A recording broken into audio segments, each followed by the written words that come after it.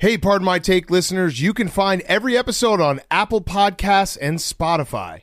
Prime members can listen ad-free on Amazon Music. On today's Pardon My Take, we have a twofer, Friday twofer. We have our best friend Randy Moss back on the show. Actually gave us some good insight onto what's going on with Bob Baffert and Medina Spirit, and that we have basically been wrong all week, but that's okay. We've been slandering a horse. Yeah, that's fine. Whatever. We also, he gave us some picks for the weekend, so you got to listen to that. We also have the great Kenny Mayne on the show, who announced on Monday that he is leaving ESPN after 27 years. We talked about his career, some funny anecdotes, stories. Kenny knows everything. Also, he basically played with the Babe Ruth of wiffle ball, which we found out. Mm-hmm. We are going to talk a little NFL schedule, Blake Bortles to the Packers, and Fyre Fest of the week. Before we do all of that, Sport Clips Stylist. Sport Clips is the best place to get your haircut if you're a guy. Sport Clips Stylists are experts in men and boys' haircuts with specialized training and techniques. Cutting guys' hair can be harder than women's hair. When you go to Sport Clips versus a place that cuts women's hair, you're getting stylists who are specifically trained to cut guys' hair. Sport Clips are experts in understanding facial hair and hair texture and cutting to a guy's best advantage. Sport Clips' signature service is the MVP haircut experience. It is so much more than a haircut. The legendary hot steam towel on your face, which hot steam towel on your face is the greatest thing in the world. Massage shampoo that makes you melt in your seat, that's also the greatest thing in the world. It's the ultimate in relaxation with 1,800 locations nationwide. A Sport Clips is closer than you think, and your experience is even better with on-deck text alerts, which means less wait time, more prime time. You get a 15-minute heads up when it's time to head in, and another text when you are next in line. Sport Clips gives you more ways to save time so you can enjoy your prime time. Go right now. Visit Sport Clips. Text message opt-in required. Message and data fees may apply. It is the best place for guys to get their haircut, get that hot towel, that shampoo massage, your great haircut, and also don't have to wait in line because they'll text you when you're ready to go. That is what Sport Clips does for you. Okay, let's go.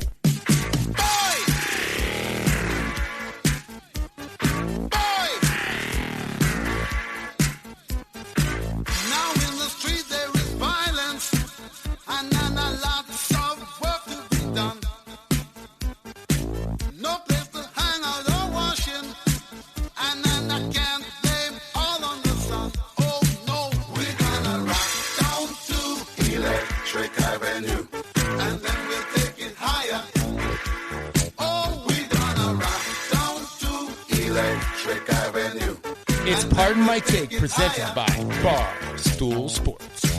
Welcome to Pardon My Take, presented by Sport Clips. Go check them out. 1,800 locations nationwide where guys get their hair cut. Today is Friday, May 14th. And Blake Bortles has signed with the Packers. I'm very happy for our friend Blake. I think that this is a good landing spot for him. I think the Packers see the direction that the league's going in. You need a quarterback that can move. He's got the highest yards per carry of any quarterback in the NFL, I think, in the last 5 years. I think this is going to be a great system for him up there. I have a question. Blake Bortles, did you guys see his headshot was released?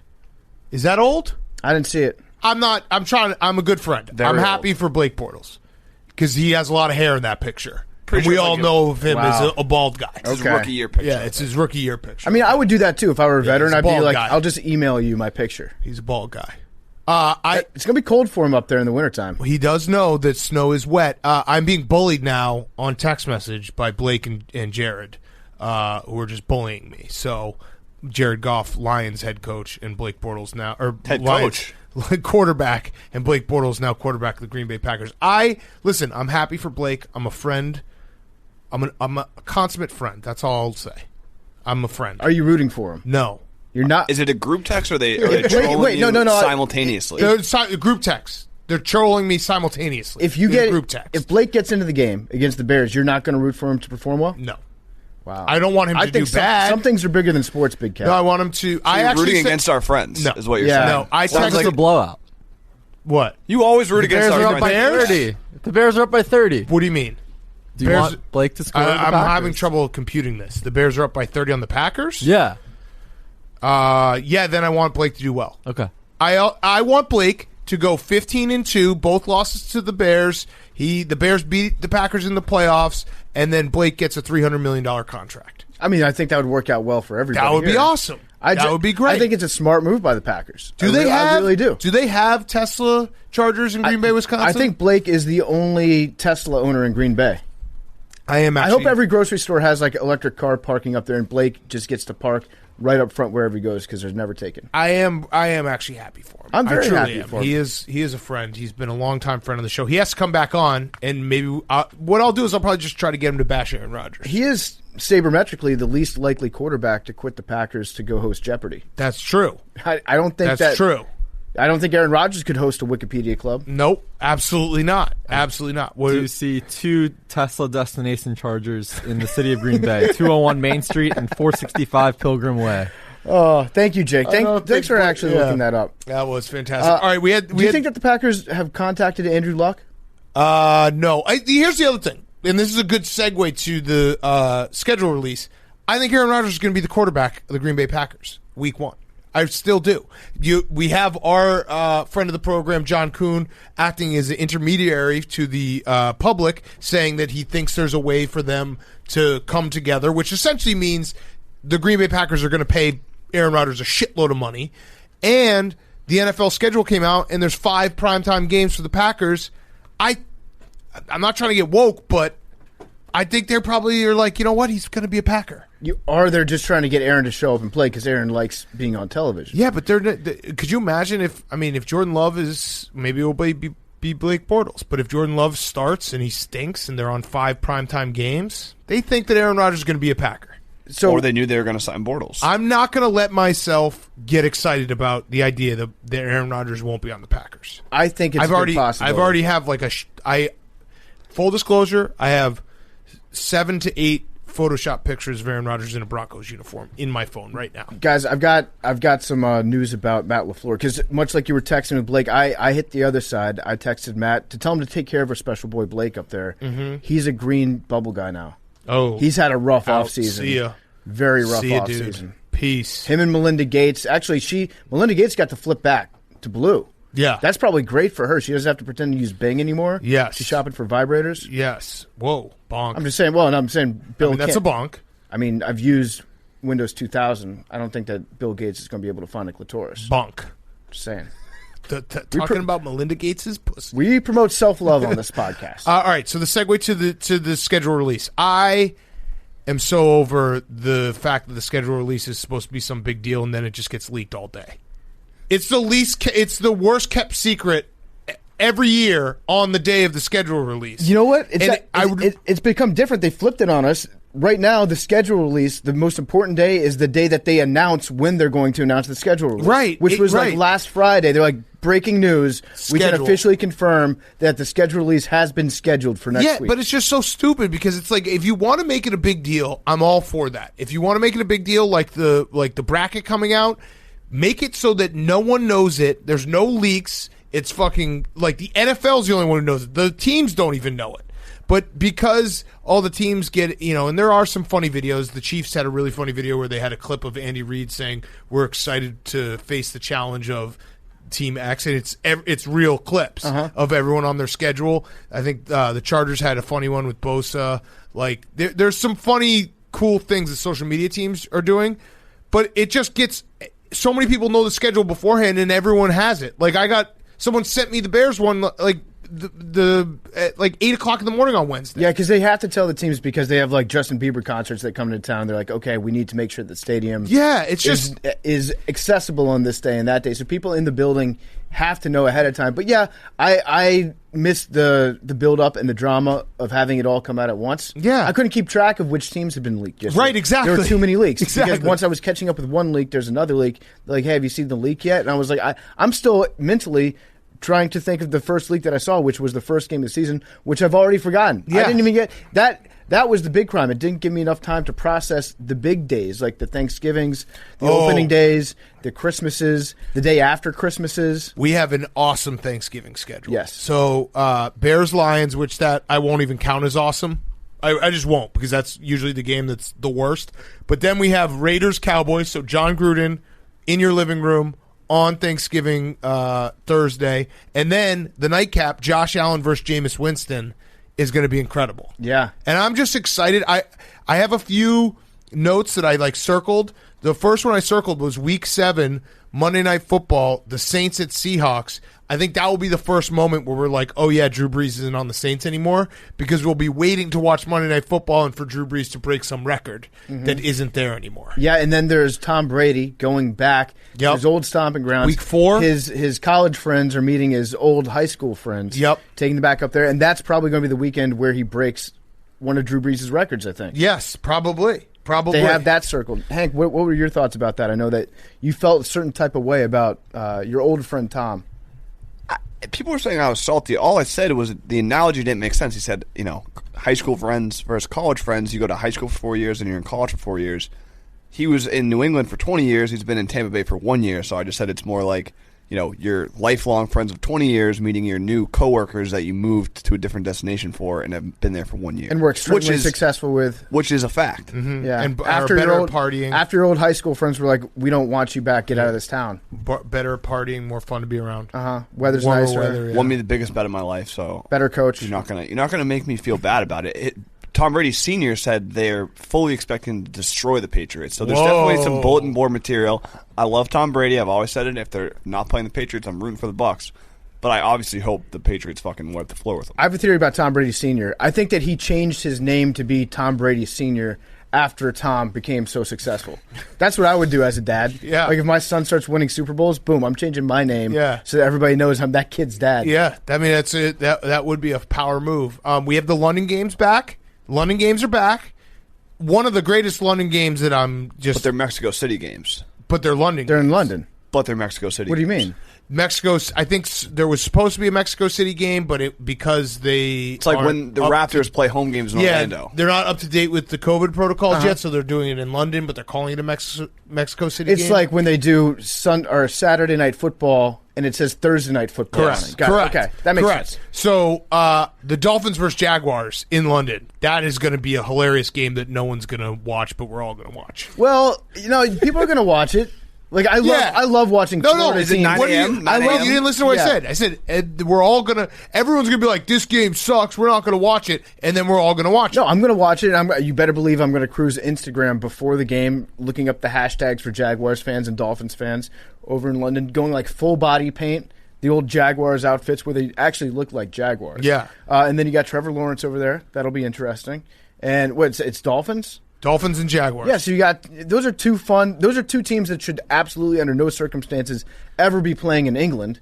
It's a fish out of water situation. Yeah, it's a bad color game. Yeah. And it's in London, so it'll be great. I hope the Dolphins go like their brightest, candiest ass teal. Yeah. And then the Jaguars do the color-changing helmets, the throwbacks Perfect. to 2 years ago just for that one game. The easiest schedule is Cowboys and the Eagles. I saw people being like, this is unfair. Well, it actually makes sense. Because, NFC Beast. Well, when you count the easiest, most of the time it's easiest schedule because of like who they're playing that made the playoffs. Well, if only one team made the playoffs in your division, it's going to be obviously easier.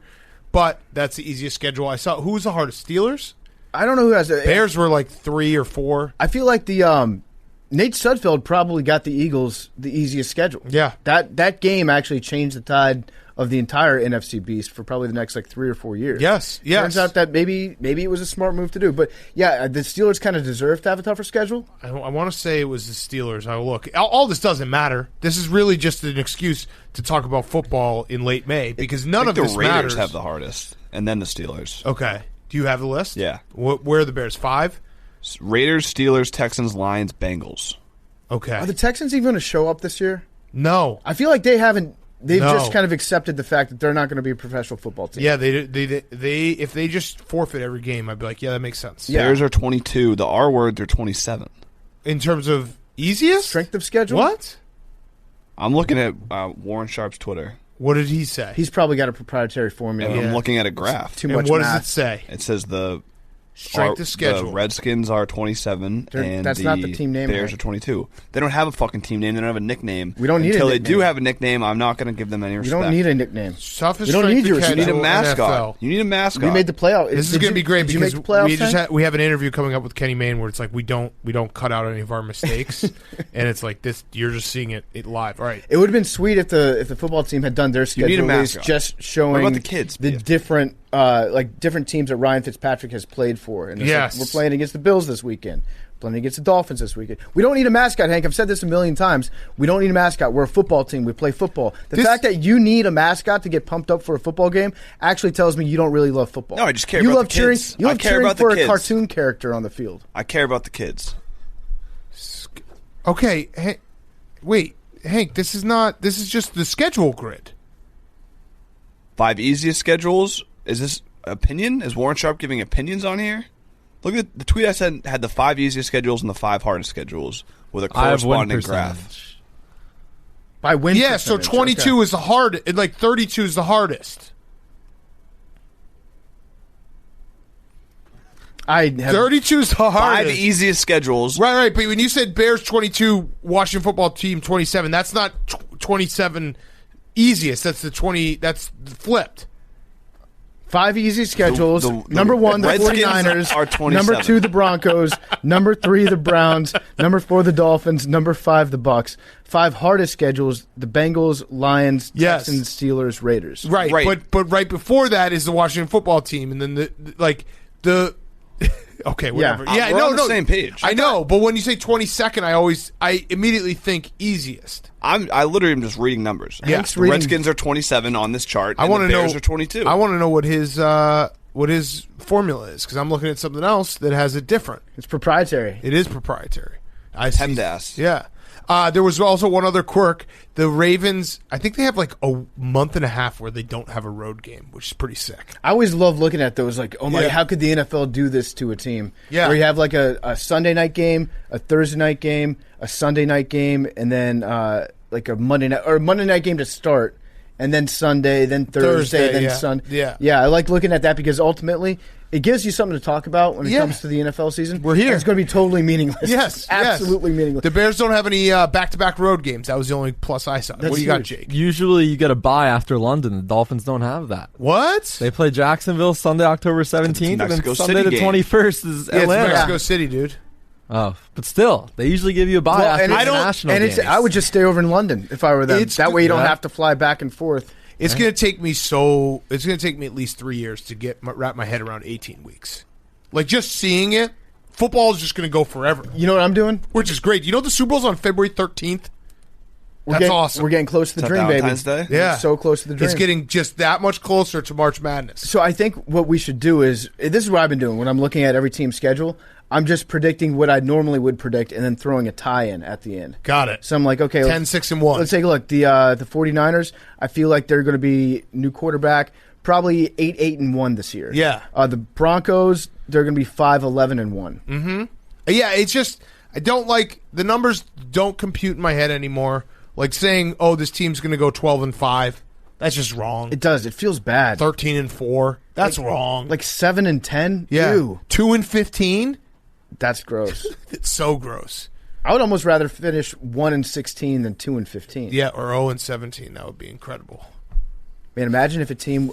You know what's great about this season is a team could win 17 games and they're undisputably the best NFL team of all time in the regular season. That's true. No team's ever done that before. That's true. The Yes. magic of numbers. Stuff that fucking champagne bottle up your ass, Mercury Morris. Yeah.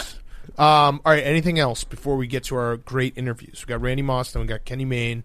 I thought I had one other thing, but I can't remember it now. So fuck it. The Yankees managed to get COVID somehow. Oh yeah, I saw that. The Yankees did. They did get COVID. That's crazy. They're all vaccinated, right? Yeah, and did you see LeBron dropped the banner, which was weird. I didn't realize that they were doing the banner night like last night or 2 nights ago. Yeah, and someone else reminded me I'm kind of a LeBron stan now because he's a Red Sox owner, but he did say, I'm not going to be back for tonight's game, but more importantly, I will be there for the ceremony, meaning that he's For the kids. more focused on things in the past and not more like focused and prioritizing for the present kids, in the for future. Kids, there are kids that are at the game. You would think it would that be he more wants important for him to celebrate. play in the current season to try and win an actual championship in a real year versus celebrating a fake championship during COVID year. I'm concerned. But I'm a LeBron fan, so I'm not going to say I that. have a worry. I think that LeBron James could ruin the entire NBA playoffs because he refuses to get vaccinated. Yeah, that's absolutely You true. get Probably be three. better. I It'd have be a better if worry. they lost the playing game I have a worry. for public health. I think LeBron's going to be like Willy Wonka coming to the gate.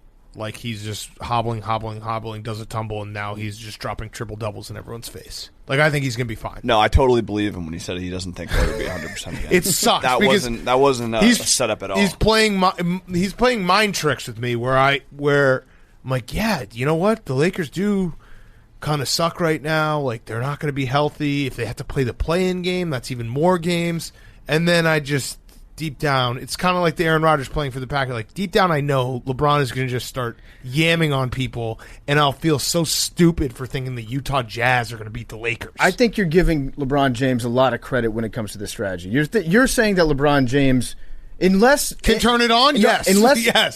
this is a strategy Exactly what I'm that saying. was written on the very first page of The Art of War, I don't think that he's got this shot in his book. I don't think that he's like It's not a handing it strategy. up. I think he's just he just knows at this point of his career the regular season does not matter, and it just doesn't matter. He knows that he just has to play really good basketball for a month and a half. So he's got to switch. I'm saying I don't think that I think he truly believes that he'll never be 100%, and he's saying it because he's LeBron and he loves to ham it up. That's exactly where you're wrong because he does in this moment, right this second. I agree with you. LeBron James thinks he'll never be 100% again.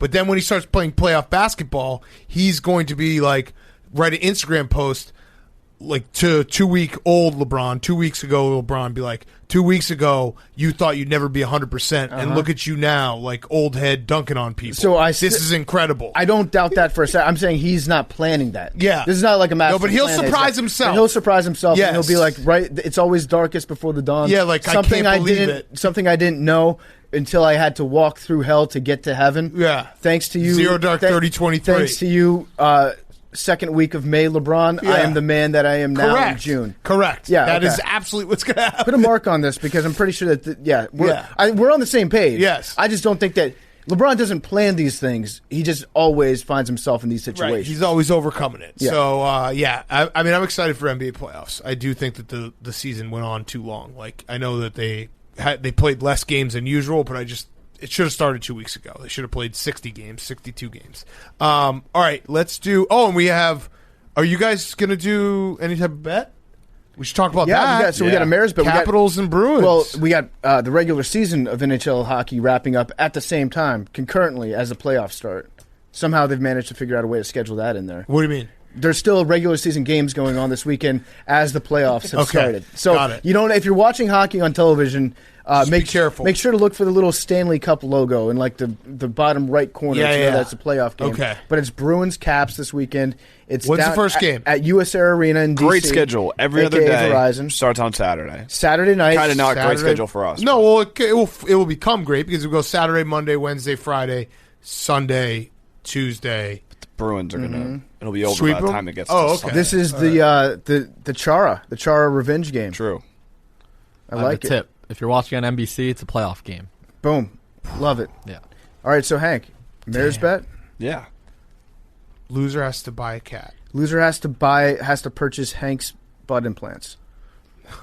We're at like $72. Oh, okay. So Getting closer and closer. What do you think, Hank? that's $5,000. No, I'm thinking something summery. You know, summer's coming up. Oh, Hank's gonna work a vacation into this. Or like a bathing suit, or like I'm going to buy you a bathing suit. We're going to go bathe. Yeah, A bikini. Loser has to wear a bikini to work for a week. I don't do swimsuits. how about loser has to make the Just other go person shorts. novelty drinks for a week of shows. So Monday, Wednesday, Friday. No. You just want to get drunk during the show. You guys Which got to was both get a respect. cat, a hairless cat. Maybe we adopt a cat and then we have to find a new home for it. Ooh, Have loser has to foster a take. cat. We get a cat that lives in this office, and loser has to take care of it. Well, we do have a mice problem. I know. It's like a So- bodega cat. I'm fine with that. What's I don't Scouty think up to? Powers that be would want it. What? Why would anyone get upset about that? You think so? Yeah, I think we've said it before. They're like, no. All right. Well, let's let the listeners submit this? Some things. Yeah. We'll take submissions to it. I'm leaning towards. I like the novelty drink the more I think about it.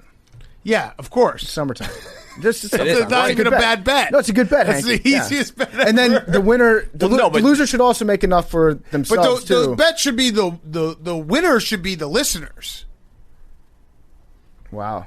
That's selfish of you. Extremely. Yeah, the winner should be the listeners. I like the novelty. The novelty drink is not that. Okay, fine. Do the novelty drink. I mean, when mayors make bets, the winners aren't the constituents of the. Yeah, I know. Yeah, there we go.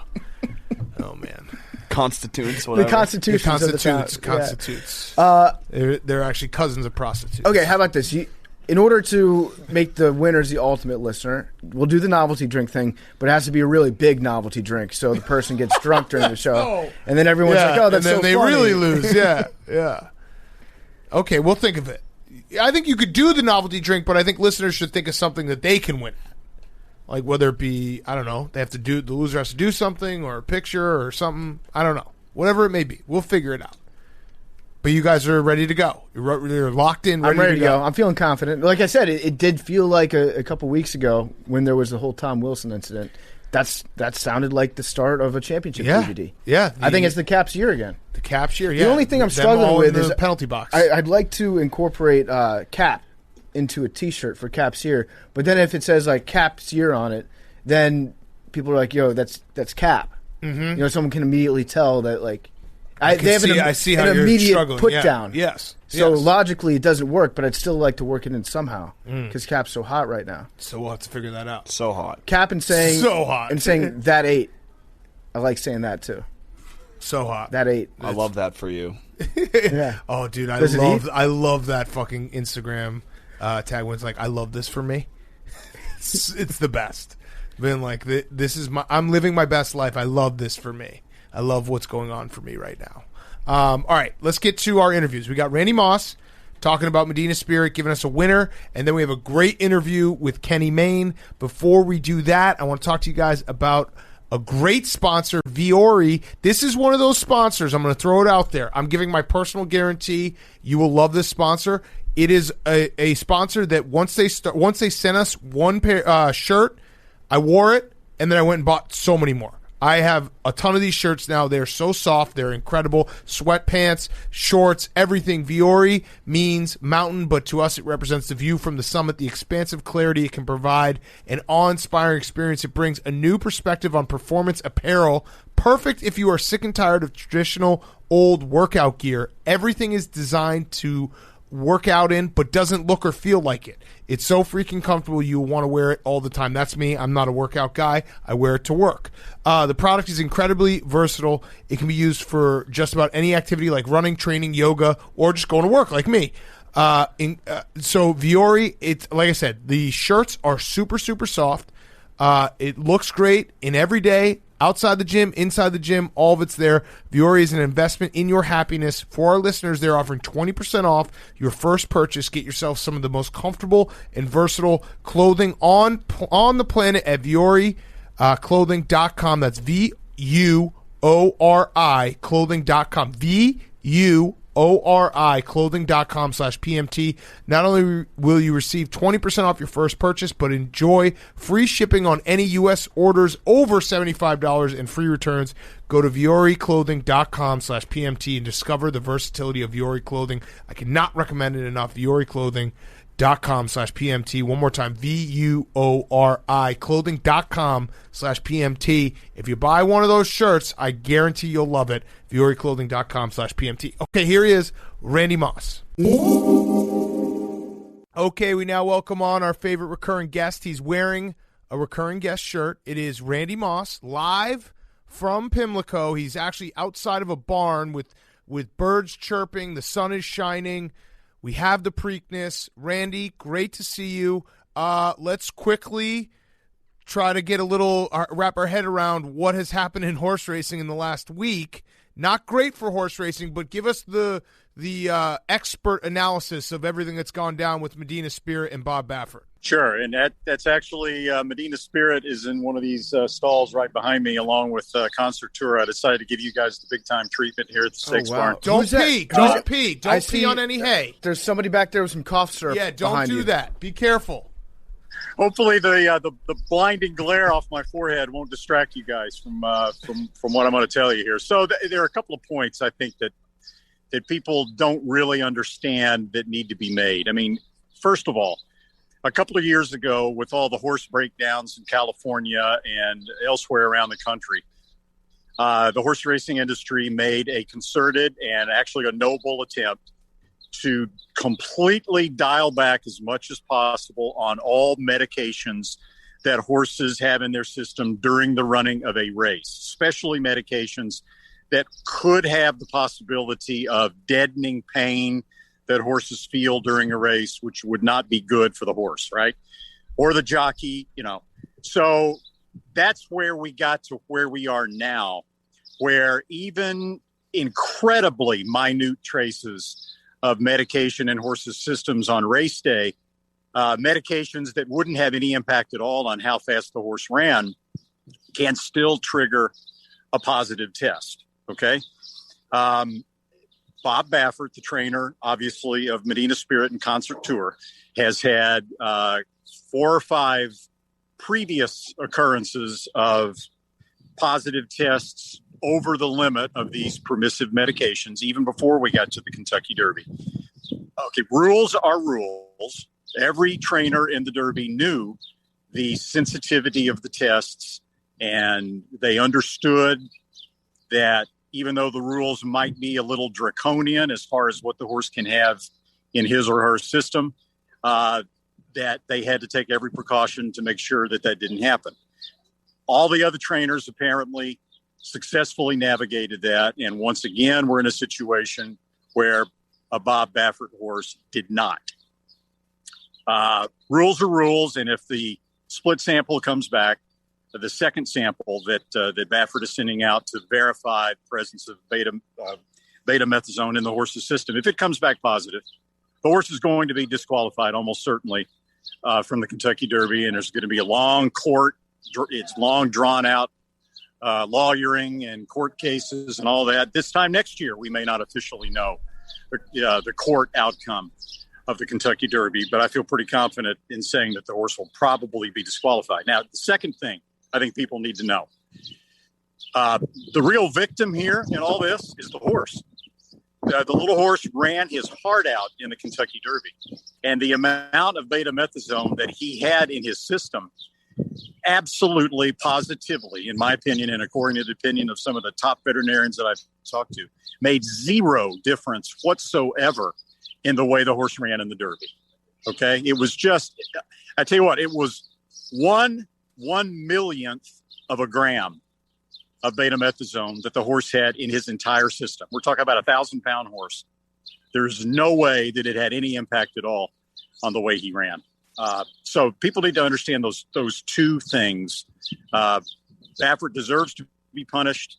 The horse probably deserves to be disqualified if indeed he had betamethasone in his system. And secondly, the betamethasone that he had, unfortunately for the horse, made no difference at all in the outcome of the race. So you're saying, on no uncertain terms, that the horse is not a junkie? The horse, regardless of what has come out from Mar-a-Lago, the horse is not in any way a junkie. Look, when you go to your water faucet to get a drink of water at home, okay, your water might actually have, and probably does, actually have some arsenic in it. Okay, it's a deadly poison, but yet the EPA has allowed a certain amount of the deadly poison to be contained in your drinking water at such a tiny microscopic level that it can cause no harm at all to humans. Okay, if you took that level of arsenic that you're allowed to drink and you cut it up into 479 pieces, and you took one of those 479 pieces, that's how much betamethasone was in Medina Spirit's system in the Kentucky Derby. It's an absurdly small amount, but trying to protect the racehorses zero tolerance for any medication. Everybody knew that going in, and the rules are the rules. Okay, so that's a great explanation, by the way, because I Yeah. do think we obviously run with the idea that he was on steroids, not even close. And so I appreciate that, Randy. We should have probably had you on Monday. Yeah, because for sure. we definitely helped make this a bigger deal. I was just assuming that like Bob Baffert was in the stall tying the horse off with like a belt and shooting him up right before the race. That's a small amount. The way that you put it, it seems pretty small. Can you tell? But there's something confusing here, okay? And even the other trainers are scratching their heads about it, and we're all scratching our heads. When you're in the Kentucky Derby, and you know what the testing is, something just doesn't add up. I mean, you don't take this kind of a risk of giving a horse what Bob said was a topical cream right up until the day of the race, especially when you're Bob Baffert and you've had, 4 or 5 priors in the previous year. It just doesn't add up. It's either stupidity or extreme carelessness, and people just can't quite wrap their heads and understand why this has happened. But unfortunately for all of us, it has happened. Yeah, so it kind of answers my other question. I was going to say, like, is there any reason to not bet on Medina Spirit because it was such a fast horse in the Kentucky Derby? And from what I had heard about the drug that it was caught using or had in its system, it wouldn't really affect the performance of the horse that much on race day. It's more about like training and things like that and recovery. Are you still saying that Medina Spirit deserves to be the favorite heading into the Preakness? Well, I will tell you that there are reasons not to bet on Medina Spirit in the Preakness, but they have absolutely nothing to do with anything called betamethasone. He got away because when the horses left the starting gate in the Preakness, 2 confirmed intended speed horses, Midnight Bourbon and Rock Your World, collided with each other leaving the starting gate. That took away all the speed competition, all the pace competition early for Medina Spirit. And he was able to set one of the slowest paces, given how fast the track was, one of the slowest paces in recent Kentucky Derby history. He had a huge advantage in the race, given what happened at the start. Now, he's a tenacious horse. We talked about it, I think, last week before the Kentucky Derby. I mean, he's a horse that has never been passed. And if you can get him on an easy lead like that, you're not going to go by him. And he fought everybody off in the stretch of the Kentucky Derby. Now, the Preakness is likely to be run in a completely different manner. He probably won't be on the early lead. Baffert's other horse, Concert Tour, will probably be on the lead. Medina Spirit will be sitting a little bit off the pace. And he's run well before, sitting a little bit off the pace. But if you're a bettor and people and the odds of the horse in the Preakness reflect what he did in the Kentucky Derby when he got away with such an easy, advantageous trip, then you're supposed to bet against horses like that. So that's the justification against Medina Spirit. Okay, so I had one other horse I wanted to ask you about for the Preakness, Midnight Bourbon, who you just mentioned was a speed horse in Kentucky Derby. Switch jockeys going from the Kentucky Derby to the Preakness. How much does that change how you view a horse when you do switch a jockey? I know it went from Mike Smith, who's a Hall of Famer, to Irad, who's also a Hall of Famer. But how do you, like, from a handicapping perspective, view a jockey change between these two horses or races? Zero. Okay. Zero. Look, Jerry Bailey's always teasing me, and we've even joked about it on the air. He always says, Moss says jockeys don't matter. Okay. But here's the reality of it. When you're betting and you get into a race like the Kentucky Derby or the Preakness, the jockeys involved are all so good and so competent that the difference between jockey A and jockey B and jockey C is negligible. And if there is a difference, it might come out once every 15 or 20 races, depending on a circumstance, and you have no idea when that's going to happen. So what I tell people is when you're handicapping races like this, just ignore the rider and focus on the abilities of the horse. The only time I would consider what jockey is riding what horse is if the jockey had ridden more than one horse and had his choice of which horse to ride in a race like this. And even then, honestly, I would, I feel confident enough in my own handicapping abilities that I would prefer to use my judgment instead of a jockey's or a jockey agent's. But no, don't pay any attention to Irad Ortiz from Mike Smith. They're both good. Okay. Interesting. And when it comes to not having Bob Baffert at the track, is there anything that a trainer does on race day or leading up to race day that would have any impact? Or is it like a general manager being banned from, or like a team owner being banned from watching a game on television? That's what it would be like. It makes no difference whatsoever. As a matter of fact, even before the pandemic, Bob had scaled way back on his travel out of town to major horse races. He comes to the Breeders' Cup. He typically would be at the Preakness. He typically comes to the Derby, Preakness, and Belmont. But in the vast majority of major races other than that, Bob stays home.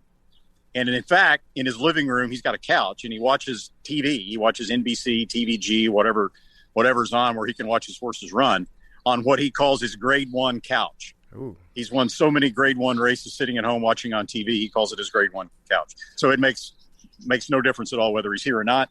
He's got one of the top, if not the top, assistant trainer in America in Jimmy Barnes, who works for him, who goes on the road and has been with him for decades. He goes on the road with all these horses in constant communication with Bob. It's even more than his right-hand man.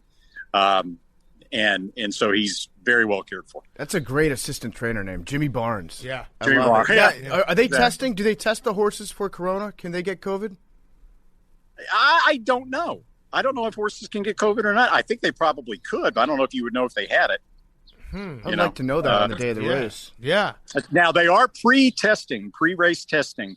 Medina Spirit and Concert Tour. That was sort of the compromise that the Baffert camp made with Pimlico. You know, there were obviously calls for Pimlico to disallow Baffert to run any horses in the Preakness, given what's happened. But since there's a such thing as due process, and since as we stand here right now, Medina Spirit is still considered the winner of the Kentucky Derby until the split sample comes back and he's actually officially disqualified. I don't know how they could have done that, but the compromise was that Concert Tour, Medina Spirit will have pre-race drug tests that have to come back clean before the horses are allowed to run. Okay, so everyone, make sure you watch Randy on NBC on Friday and Saturday. We know you can't give us a pick for the Preakness because you hold that back. I noticed you didn't get the Kentucky Derby correct. I did. So just going to throw that out there. Not a dime back. Can you give us, though, my last question, can you give us a pick for Friday, the Black-Eyed Susan, or another race maybe that you like in these 2 days because everyone will be tuning in? Yeah, there's a race directly before the Preakness. It used to be called the Dixie, and because of political correctness now, it's being called the Dinner Party. That's the name of a horse way back in the 1800s. So it's on the turf, the race right before the Preakness. And Chad Brown has a horse in there named Sacred Life that looks like an absolute standout. The price is going to be a little low to bet on Sacred Life, but I think if you hook him up in an exacta with the number 1 horse, Some Like It Hot Brown, that's the name of the horse, who's coming off several bad races on paper in a row.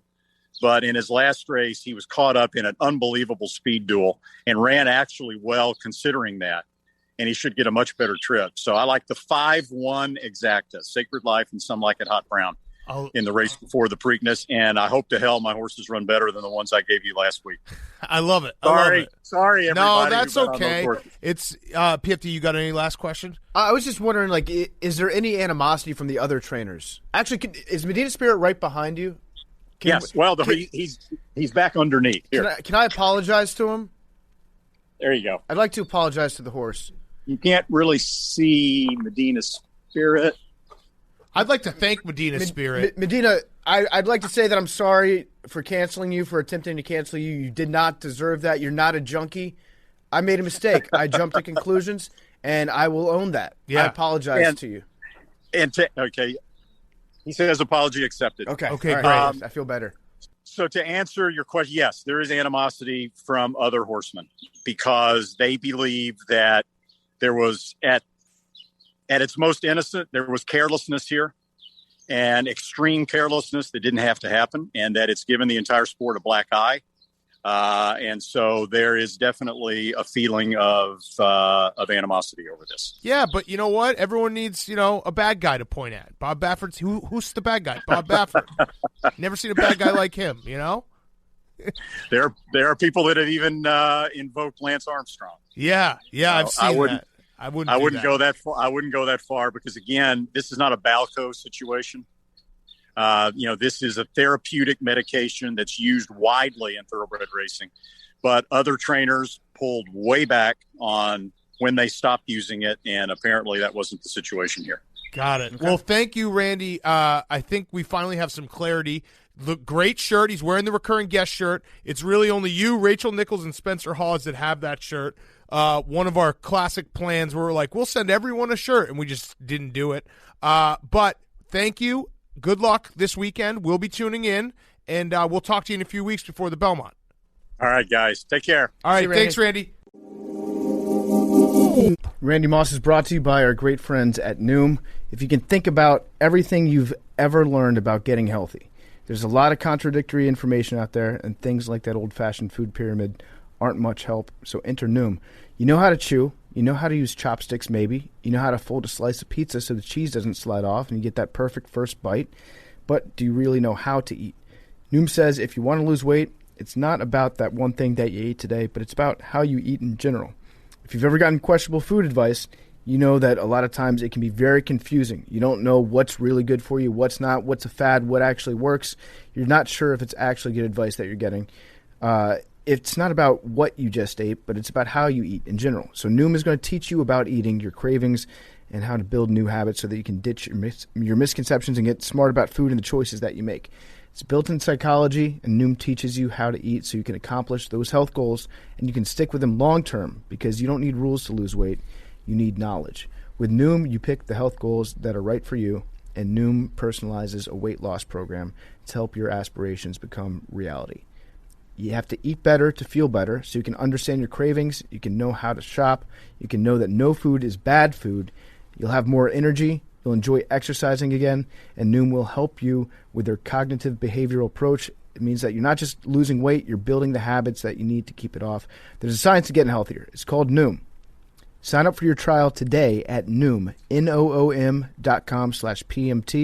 Learn how to eat again with Noom. Sign up for the trial today at Noom, Noom.com/PMT. Here's Kenny Mayne. And now for something completely different.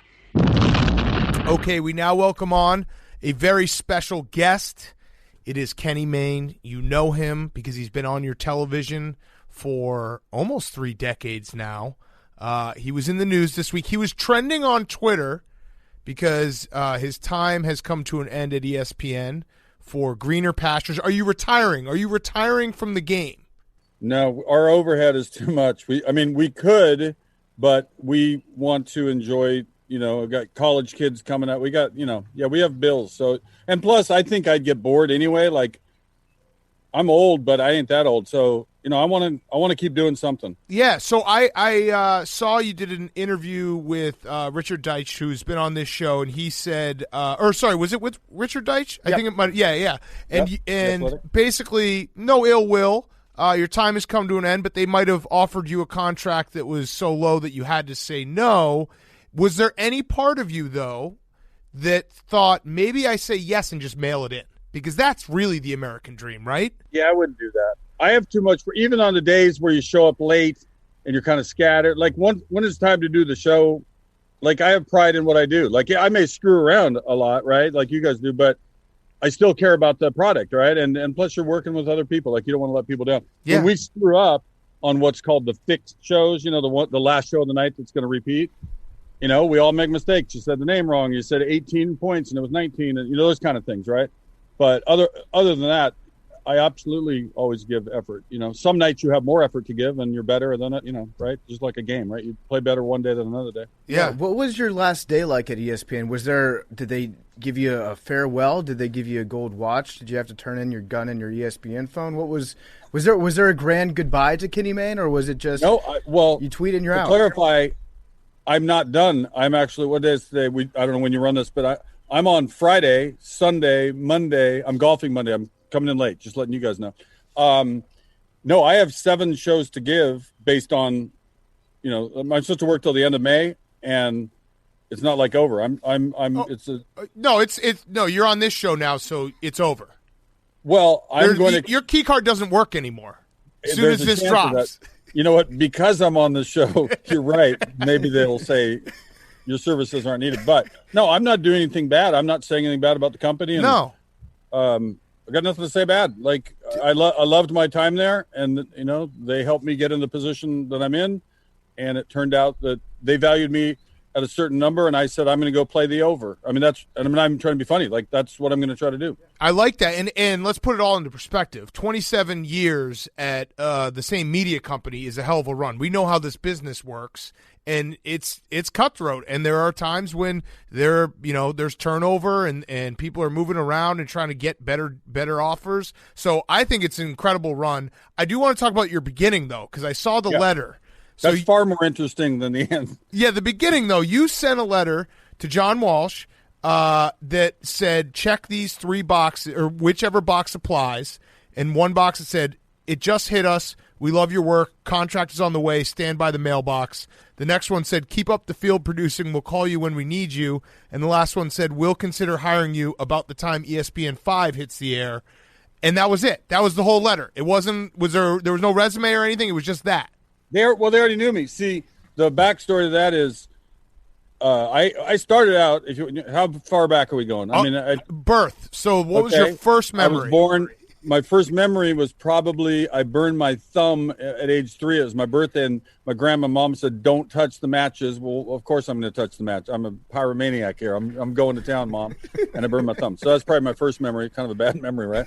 But I had other great childhood memories and lived south of Seattle. I always knew I wanted to be in something, communicating. It's not writing. I didn't know about ESPN. It wasn't invented at the time. And through college, I actually was more interested in straight news and political things and history. I wanted to be doing like Frontline at this point in my career if I could have mapped it out, right? PBS. PBS is a public broadcasting. Okay, that's just so, well, we're going to fast forward now. So now I'm out of college. I really think I want to be in news, right? I had a brief tryout with the Seahawks. I signed a contract, but I failed the physical because of the ankle that I ruined at Oregon, which we'll talk about with my Foundation for Veterans. And they eventually said, okay, we're going to let you on TV. I didn't go anywhere else. I just went to Seattle. That was my first stop, right? Tacoma, really, but Seattle-Tacoma market. And they finally let me in the air, a little station called KSTW, an hour ahead of the rest. And then our other motto was if there's news on the weekends, it's news to us, because we didn't literally have a weekend show, right? Monday through Friday, that's it. We're showing old movies. They had the Mariner contract. I mean, it was one of those, So they said, well, you played football, you're doing sports. And I'm like, okay. And I wasn't even that interested. It's really strange. But I started going to Seahawk games and Mariner games, Seahawk, the Huskies, all this fun stuff. And about 3 years later, I guess it was, I did the Super Bowl, Joe Montana to John Taylor. The 49ers beat the Bengals. John Candy's on the sideline, that whole deal. And Al Jaffe, who was the head of recruiting at ESPN, said, send us another tape. We want to see if that was a fluke. And so I sent him another tape. I got interviewed, but I didn't know who the 5th pitcher on the Cubs was, and they didn't hire me, right? But strangely, I quit the job I had, long story, and I had to make money, right? I had to pay my bills. But ESPN called me in the middle of my underemployment period.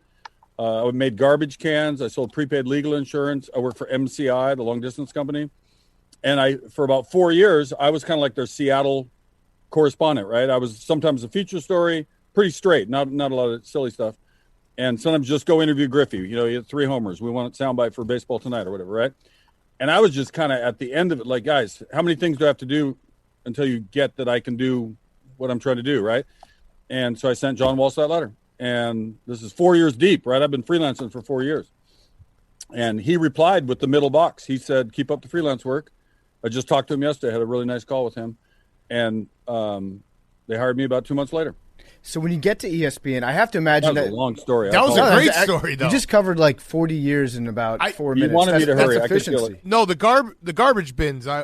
We'll come back to that. Yeah, that's good by itself. Sure. You passed right over that. And also UNLV. I got some questions about that too. But so you get to ESPN, and I have to imagine the process back then for putting together a show is probably completely different from the way that it is now. The way that all the highlights are uploaded. The entire workflow of the show had to be a lot different. What was a typical day like for you when you first started working in the office at ESPN? Well, it was much smaller for one. There were like 2 buildings and a portable, like, in junior high when they're rebuilding the school and you got the portables out there or the school's overcrowded or whatever.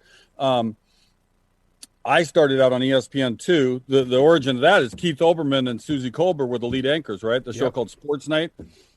Stuart Scott, Bill Pito, and Deb Kaufman were called the Smash anchors. So it was like a 90-minute. Well, first it was like a 9-hour show. Then they finally got smart and made it be like 90 minutes or whatever. And it was like Sports Center, a little looser, right? Like you dress like you guys or me right now, like just show up and talk about sports. I remember the Keith Olbermann leather jacket. The leather jacket era, yeah. So Keith decides he wants to go back to be with Dan Patrick on Channel 1, and Stuart moves up to be the anchor with Susie. They need one more guy. You're looking at him. That's how it all happened. And the very first day I get there, they have me, go kind of shadow the show for a couple weeks. And the first day, Stuart Scott in a break rolls up a wad of script paper and fires it across. I wasn't looking, and he hits me in the face. And I look over to see it's him, and I picked it up and threw it back at him. And we were boys ever since. It was kind of like a cool moment. It was like, oh, all right, you did that, I did that, and then we got each other. We used to play a lot of electric football together. It had to have been, I imagine, like just some pretty heady times, being at the cusp of something so new in the sports world. Like, did you realize that in the time that, like, what you're doing is something that hasn't been seen? You're inventing an entire show, network. You're a part of all of this, where now we obviously know ESPN forever, and it's part of our life. But back then it was, the new kids on the block. Did it feel like that? Did it have that energy? A little bit, and I didn't answer your earlier question, but a day at life, I'll kind of get into that. The olden days, I mean, we had physical tapes, right? Like they would say, tapes for, you get to look at your highlight and practice it. You had a little, zoom it forward. And then they'd announce show tapes are going down for the 11 o'clock sports. There was that. But on ESPN 2, we were a little smaller time. We were just like it was like a college project. Like, what the hell are we doing here? But I was 34. I came in late, right? I'd done the garbage can assembly and worked for MCI and worked for my local station. By the time I got there, ESPN was 15 years old. So it wasn't, I guess I was on the early edge of it in that sense. But, they had a lot of good people, before I ever got there. So I was just looking at it like, oh, they're the guys that do sports all the time. I'm doing sports in Seattle. What the hell? Let's try these guys. So I don't think I was overwhelmed by it because you had so much good help. We had great people around us that, you got a stat guy and you got producers. And I remember my very first day, though, that I was ever going to be on the air. And all I was doing was the smash, the 5-minute at 55 and then the 2-minute at 28. That was our role. And I was having trouble with the computer. And I'm not really all that technically adept anyway. It's a miracle that I was able to, right? You guys are surprised that I fired this thing up as I did, as quickly with that text messages. So I'm in there, and nothing will save. You're supposed to hit, like, I don't know, F7. Something was saved your script, and I had to do a couple lead-ins, and shot sheets were coming. And Julie Paradise, I'll never forget, she comes up to me. She was my producer, kind of puts her hand on my shoulder, and she's like, are you okay? And it's like 4:12. We're on at 5 o'clock, so I'm on at 5:25 or 5:28, whatever it was. And I wasn't okay, but I pretended I was okay. And for about 30 seconds, I'm not kidding, I was like, if I just fucking run from this building right now, no one will ever know that I failed, right? It'll be embarrassing with these people, but no one in the universe, right? I just get the hell out. You haven't embarrassed yourself yet. So then I go out to do my first smash, and Dennis Sidori, God bless, he passed away. He's my director, and he's in my ear. And they used to say, now it's time for the smash or whatever. And they had this little animation thing in like the 3-second, music or whatever. And I start talking, and he's like, rookie.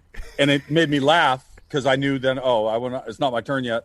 And then boom, I did it. And I didn't suck completely. But I think it was good to do that ESPN2 thing because it was really experimental. I mean, there'd be like 4 people working on the late, because Stuart and Susie would leave at 7 o'clock when they were done with their parts. The smash guy and Paul Kinney, my research guy, and a couple other people. Pam, she did lighting. Phil Jakes, I think, was involved. And we would stay till all the games were done. Right? We had to stay till 1:30 or whatever it was when West Coast was done. But it was just us. It was really fun. It was a whole different thing. And I'm glad I went through that. It kind of prepared me for Sports Center and other things I would do. Yeah. And when did you realize that you had something going, like not just the ESPN2 thing, but you yourself personally? Was there a moment or like a feature that you did or something that you did on the air where you realized like you went out in public and somebody saw you, recognized you, and your voice and your style resonated with them and you're like, hey, I think I might be onto something. I'm going to try to do more of that type of thing? I think it was the Charlotte airport, and I looked at the guy, I said, don't fucking bother me again, all right? I played it that way. I tried to be above. No, I didn't do that. I've always wanted to do that. It was always weird. It was weird and good at the same time because if somebody says, man, I really like your work, or, one of those good, nice comments, meant it's good for you, right? You're reaching somebody like you're saying, and also it's good for you, period, right? That means if they like you out there, it might get back to the bosses that this guy's not terrible, and let's keep them long. Although I do remember at an airport, one guy came up and he started with, "Hey, you're from ESPN, right? You're Kenny, right?" And then, yeah. And I'm expecting, he's going to say something nice. So I hate what you do. Like it's, you don't respect the sport. You're just out there screwing around. And I just wanted to tell you that. And I'm like, you know what? That's cool. I respect you had the courage to say that. That's great. Yeah, watch something else. It is funny because it's in the late 90s, early 2000s, I think there wasn't that transition yet where sports are meant to be fun. I think there's a lot more of that now, and a lot of that is due to people like you who made it fun in the 90s, in the early 2000s. So I'm not surprised that some person would come up to you and be like, hey, like, respect the game a little bit more. Even though it's like, what are you saying? I'm sorry. The thing is, I think I do respect the game, but if it's Team A versus Team B and it's Wednesday and it's 12:40 at night, you want to do the highlight a little different and be a little silly and drop some reference. It's not hurting anybody. And you're the number one thing. I just said this on a different interview about, like, we always want the score right, we want the stats right, we want to say the name right, and then after that, have your fun. And sometimes we screw it up, and we try to do better. Like one night, we're doing top plays. It's the thing with all the top 10 plays. And the scores don't matter in the least, right? Who gives a damn who won the game when we really want to see the bicycle kick? That's all that mattered, right? But I messed up. Well, I was handed the wrong information is what happened, and I said the wrong team won. It was UMass, right? Basketball. And I got lit up on Twitter, but mostly respectfully, hey, dude, we won that game. Get it right, And we felt bad. Like, God, we said the wrong team won. Like, that's bad. You can't do that, Mm-hmm. But other than that, it's supposed to be fun, right? It's entertainment. See, that tells me that you still have a little bit of that big J journalism, because when we screw up, people don't even try to correct us anymore. They're just like, oh, you guys are doing a bit. And it's like, no, we're just stupid. Yeah, it happens. I mean, you get late, you're tired, you feel, kind of punch drunk. You feel like you're in Vegas for 30 hours and playing dice and you haven't slept, and it's 2:17 in the morning, and the West Coast game's going to 15 innings, and except now they don't do that so much. But we always try to do our best, and sometimes we do better than other times. Sometimes we have shows so clean, like we didn't fix one thing, like the hour was perfect, let's leave. So other times we don't do that. Do you remember, is there a perfect show? What's the best show you've ever done? I don't know. We've had the ones that I like are the ones that are a little more chaotic, where there was even a screw up, but we made such a joke of the screw up that made it better. You know what I mean? Yeah. We go to color bars, and like, that's funny to me. Bring me color bars all day long, because I'll just say, we still are in the fight for the technical achievement Emmy. We're not giving up just because that happened.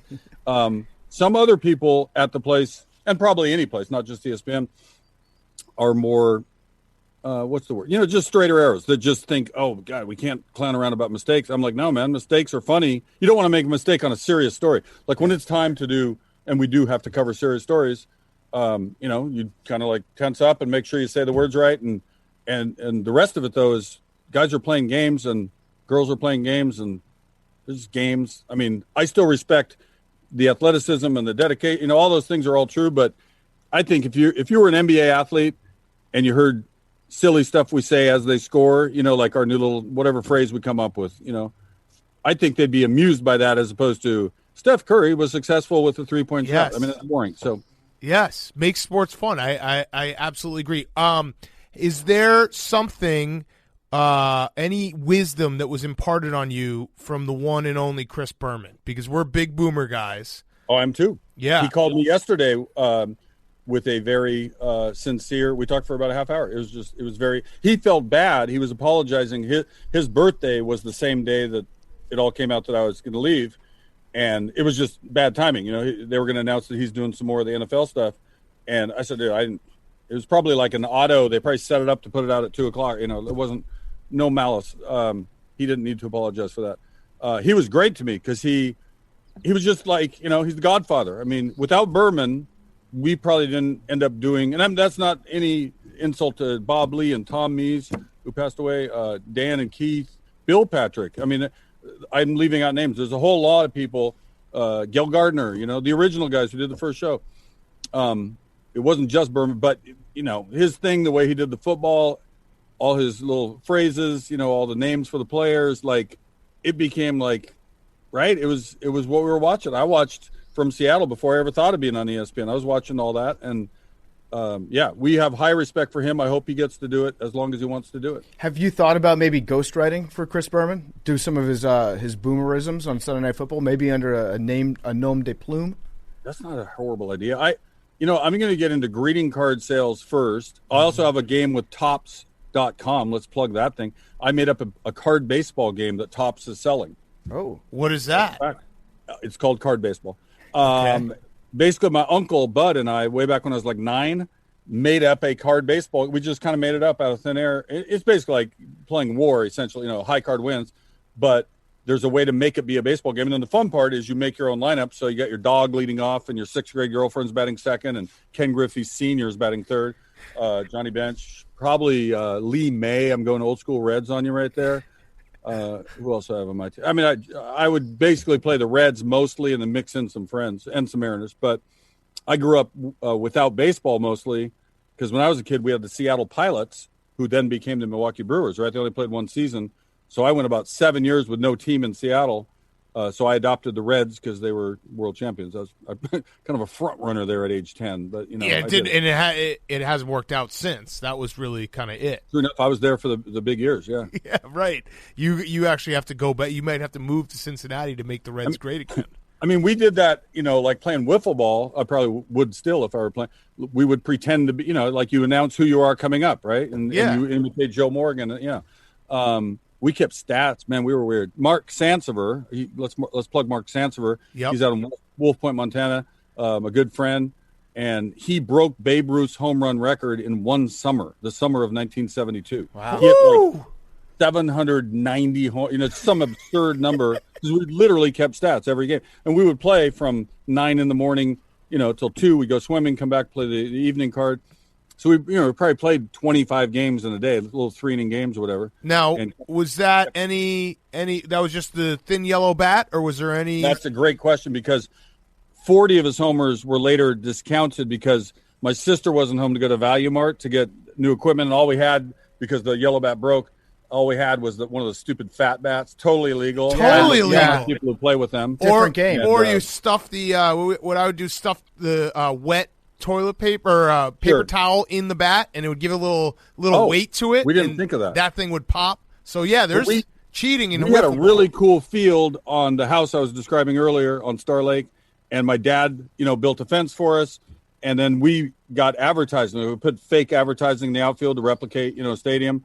Matt McGillen stole a stop sign, and that became home plate. I'm not implicated. I was a little complicit in it because we used it, and then my sister would come up and sing the national anthem.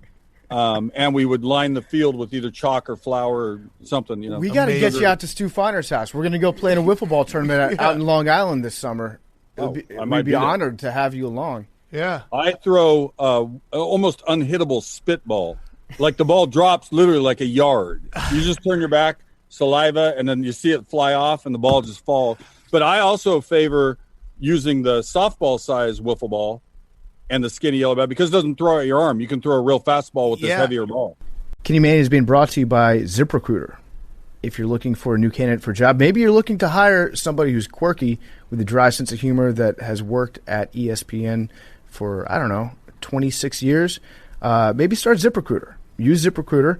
It is the smartest way to hire, and if you've ever had to look for a job, you know that it's no picnic. You start stress eating, your eyes burn from staring at job listings. It takes the patience of a saint to fill out every single job application. When it comes to hearing back about jobs, sometimes it can be nothing but crickets. You can feel like you're lost in the shuffle, but ZipRecruiter knows that the general experience of looking for a job is pretty sucky.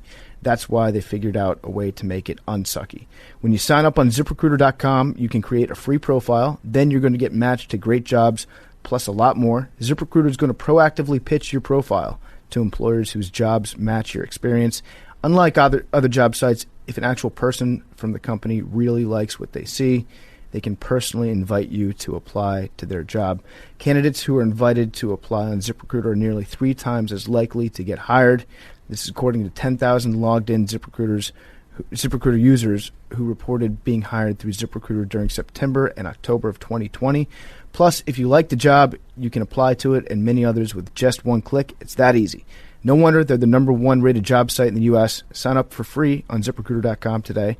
Experience the better way to find a job. Once again, go to ZipRecruiter.com right now to sign up absolutely free and put ZipRecruiter to work for you. And now, here's more Kenny Mayne. All right, so your arm, I have to bring this up. You obviously played quarterback. You played at UNLV. You were ahead of Randall Cunningham in the depth chart. One guy got it right. Good. Thanks. Yep. How far could you throw a football at your heyday? Like 75, maybe. What? 75? Damn. Randall threw it like 85. Yeah, I know. He played in the NFL. He was incredible. 75 is a lot. Yeah, I mean, that was all out. That was, running up and, dropping back and stepping up. You'd be in the 60s or something when you needed it. But, no, I wasn't great. I had a good arm, but I was probably the chaos you see on some of my shows didn't transfer to being a quarterback. I was a little – and the other thing, too, I came in as a walk-on originally, so I was always trying to show out and, go for the home run too many times. If I had just handed the ball to Michael Morton – and Ray Krause and those guys, Leon Walker, I would have been better. Sam King, who played ahead of me in my senior year, led the nation in passing yards. So it wasn't like I was playing against a pretty good guy to try to beat him out. He ended up having a free agent deal with Seattle, and he was turning it down to go elsewhere. And my coach said, hey, if you like Sam, you should look at Kenny. And I went up on my tryout. Steve Largent happened to be in the building that day. And he comes out. He's running routes for me. I'm like, all right, we're doing okay now. Yeah. I can throw it anywhere. He's going to catch it. Uh-huh. So ended up signing, but I failed the physical because I'd ruined my ankle my junior year, and that was about that for football. I played like a semi-pro league for a couple games, kept trying USFL tryouts or Canada, and now I'm 25, working as a gopher at a TV station. It was time to, they kind of told me it was time. Yeah, because like how much you do in college? Well, I threw like 90 passes in 2 years. And I have a ruined ankle. Anyway, I'd love to try out for your team. Like, I didn't have a lot to sell to these people. So how far can you throw a football now? I bet I could hit 60. That's pretty good. That's really I good. saw you threw a fastball, or you did the first pitch for Mariners game, and you got, 68? Yeah, and I got to 72 the next year. You still got a cannon. You got a house. My goal was, but it's funny, that sounds so lame, in the 70s when these major league guys are at 100 and plus. It's hard to throw a strike.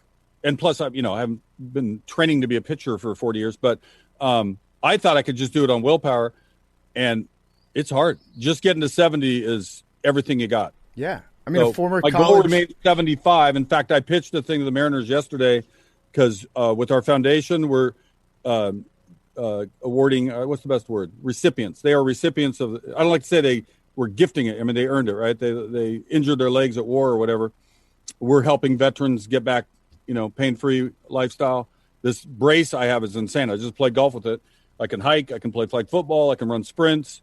And this guy in Gig Harbor, Washington makes it, named Ryan Blanc, and he invented it for the benefit of veterans, right? So when I got mine, I cried for 3 hours. I couldn't believe my gift. I can run again. This is crazy. No pain, because my ankle sucks. It doesn't work. But with this brace, I can do anything I want, right? Not very fast, but I can do it. So we started a foundation called Run Freely. If they want to donate, it's runfreely.org. And I don't know how many men and women we've been able to help. I think we're high 20s at this point in about 3 years, maybe 30. But some of the stories are just crazy. You're crying reading the letter back. They're so thankful and so humble about it. And I want to help other people now. And we got people back working. We got some who went back in the military. But most of them just want to have a nice day, not be in pain. And this thing... It does it for him. It's amazing. It's called an exosim. That's awesome. I'm going to check it out. Everyone should go check it out. We'll put it in the bio of the podcast for tomorrow.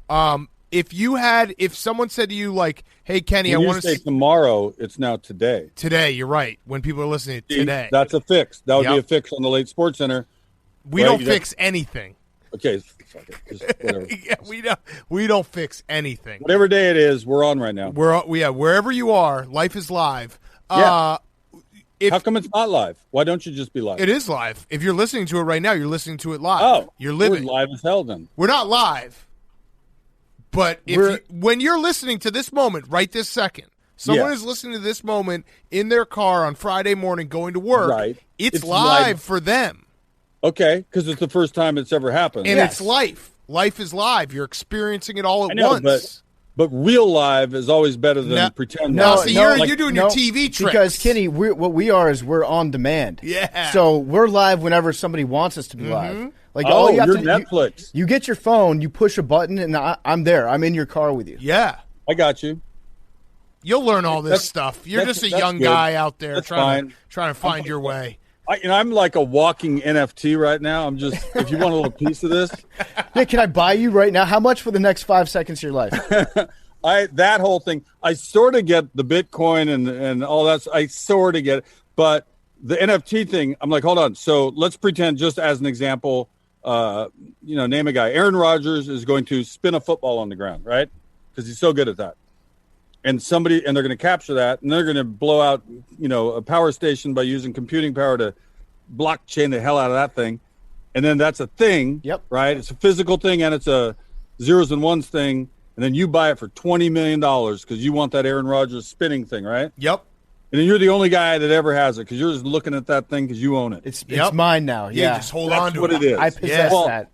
Like this T-shirt. Nobody else that I know has this one, but it's not. You could replicate it. You could reprint it. Right. But you can't reprint the Aaron Rodgers spinning it thing. That T-shirt's fungible. These are non-fungible NFTs, bitches. You know what I would buy? I would buy an NFT of the entire segment you did with Marshawn Lynch at Dave & Buster's. Yes. Because that and Applebee's. Yeah. Don't forget Applebee's. Dude, that's a great story actually, if we have time. Yes. Yeah, please. What is time? There is none. Hold on. Oh shit. Okay. Can we do 14 great more minutes? Yes. We have as much time as you want. Okay. We could do 24 hours with you. Okay.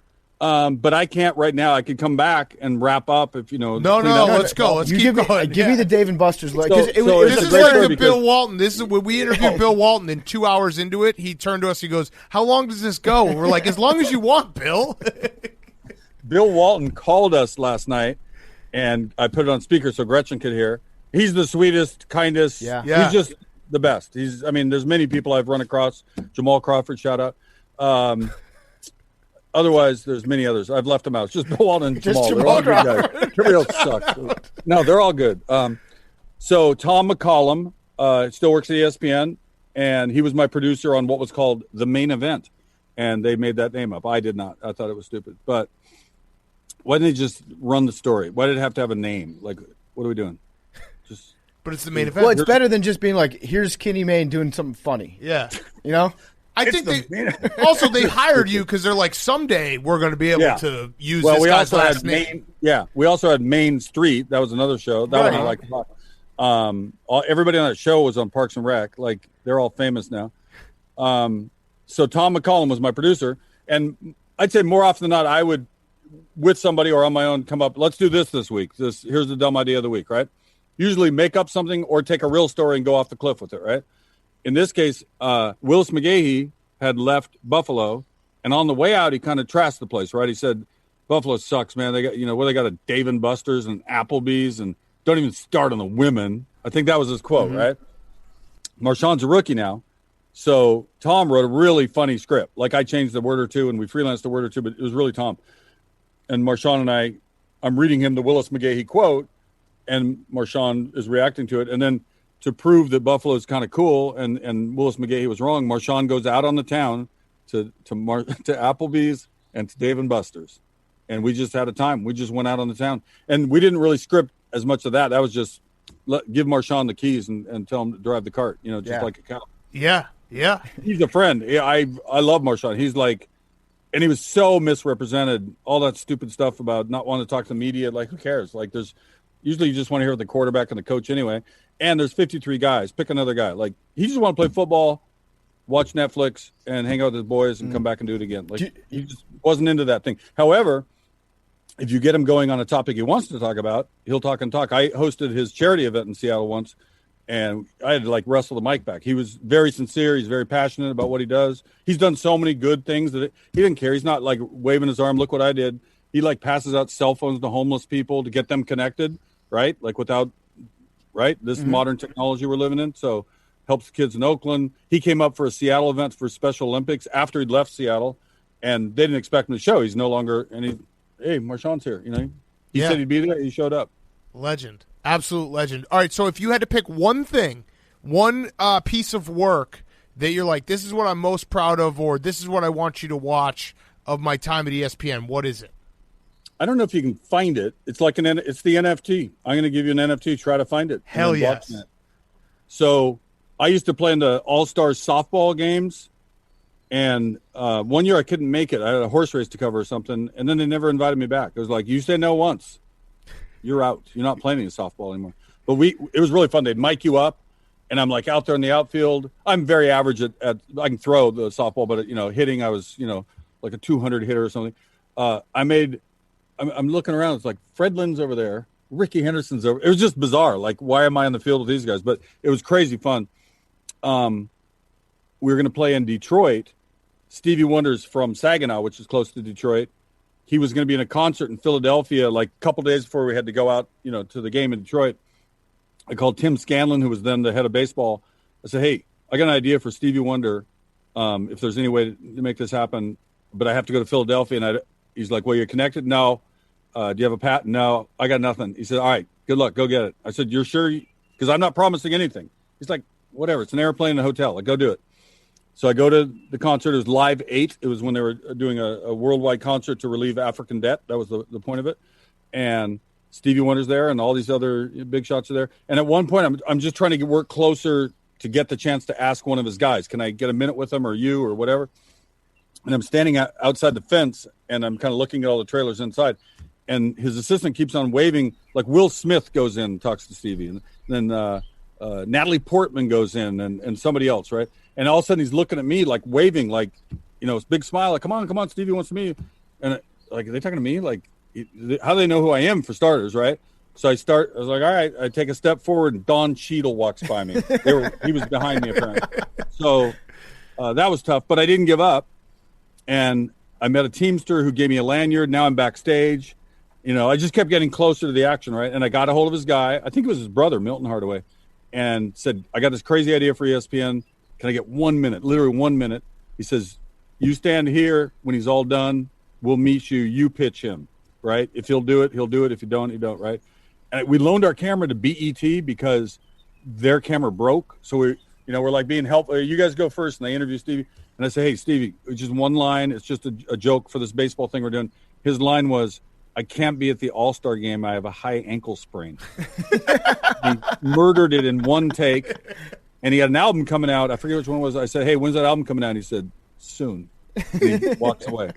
I mean, that's it. What's better than that? Yeah. That's amazing. I love that story just because, being in the business and having those moments where you just don't really have access and you just keep grinding and pushing. There's no better feeling. No greater victory. Yeah, where you're like, I didn't have any, I shouldn't be here, but exactly. I just, like, through will and just stupidity, got myself to this moment. That's precisely how it happened. If the Teamster guy hadn't recognized me, I don't know if it would have worked out as well, but I'm standing back talking to Sarah McLachlan, and these other guys are coming. I mean, it was all crazy. It was the best. Did you see that mashup? I think it was on 2 weeks ago or so on Twitter. And it was Guns N' Roses and Stevie doing "Living for the City" and the Guns N' Roses song. And I know Duff McKagan from that band, and I asked him, like, did you guys okay that? Did people just do that? He said, dude, we were in something with Stevie Wonder. Who cares if it was cleared? Yeah, like, right. Yeah. How cool is that? Right. It's worth looking up. Yeah. So you guys did a lot of stuff where you were on the road trying to, like,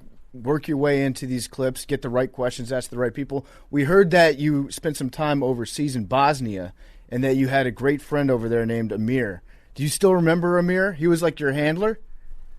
he was our fixer. They called it. Matt Doyle sent that one in. Is that coming in from Wakefield or somewhere? Aaron.